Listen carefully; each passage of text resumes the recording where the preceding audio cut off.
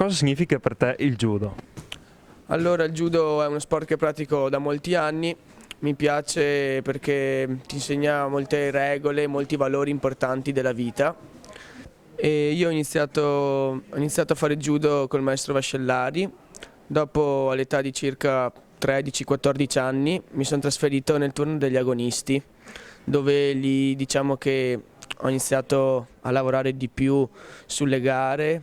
E le gare che ricordo con più piacere, diciamo, sono vari Grand Prix d'Italia, alcuni vinti e alcuni persi. E la gara più importante che ricordo è l'European Cup a Follonica, che sono arrivato terzo. Facendo un terzo posto all'European Cup di Follonica mi hanno convocato per le 2 gare successive, una tenuta a Teplice e una tenuta a Coimbra in Portogallo. Verso metà giugno, fine giugno, ci sono stati gli europei a Varsavia e la nazionale mi ha convocato anche per quella gara. Ho fatto circa 10 giorni di ritiro, poi ci sono tenuti gli europei. È stata un'esperienza bella che comunque ti fa capire il livello che serve per quelle gare e bisogna lavorarci su ancora. Ecco, siamo qui col maestro Vascellari. Ecco, come il judo come si sta riprendendo col post-Covid?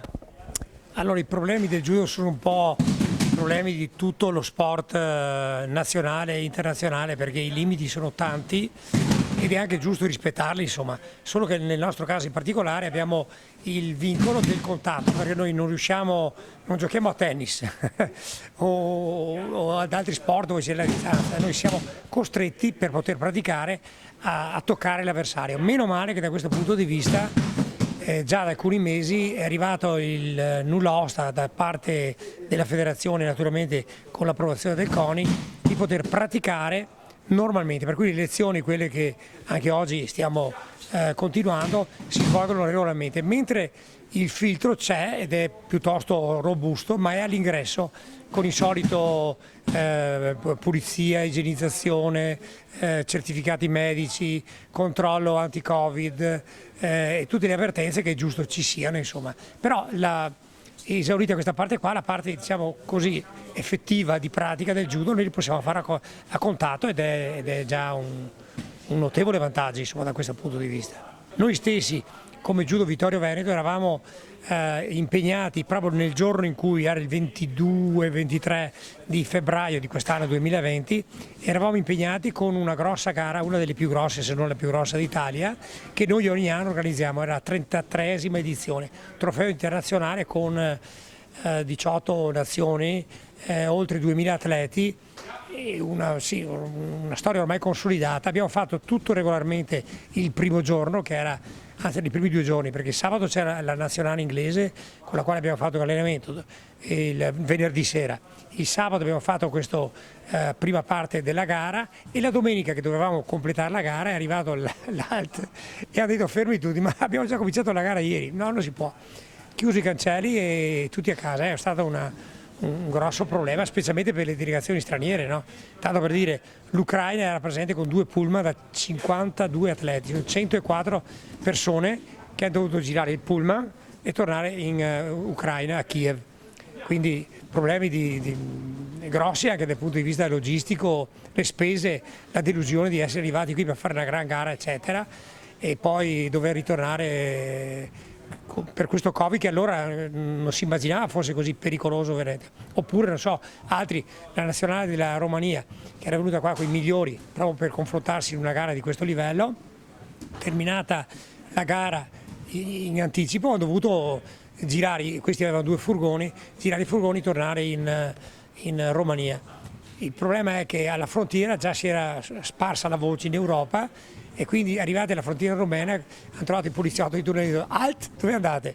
Noi siamo stati, dove andate? Siete stati in Italia, ah in Veneto, ah fermi, quella è la porta, in quarantena, li ha mandati in quarantena e il giorno dopo sti qua poverini mi hanno mandato una mail dicendo che gli dispiaceva moltissimo per la gara che purtroppo non avevano potuto disputare, ma ancora di più gli dispiaceva il fatto che adesso essendo in quarantena noi non siamo ricchi come voi, perché noi italiani per loro siamo ricchi, probabilmente il tenore di vita è diverso, insomma, ecco.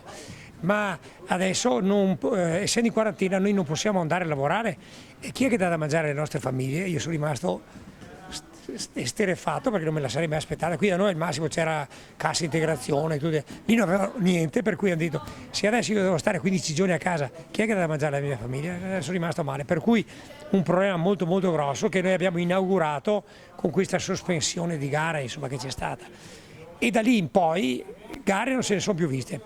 Ce ne dovrebbe essere probabilmente una la settimana prossima, ma non sappiamo che fine farà perché ci sono divieti, impedimenti, difficoltà sempre dovute a questo Covid. Tanto per dare un'idea, nelle gare internazionali bisogna che l'atleta porti non solo un certificato anti-Covid, ma uno distanziato di 48 ore dal precedente e negli ultimi 5 giorni.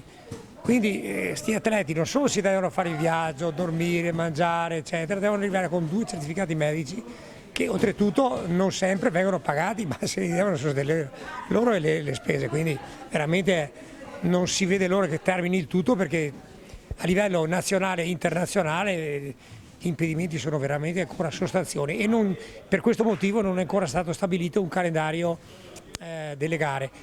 Anche perché i talenti non ne mancano. Qui i talenti non ne mancano, no? Qui siamo in una palestra che è, diciamo così, per tradizione ormai, diciamo, da oltre 30 anni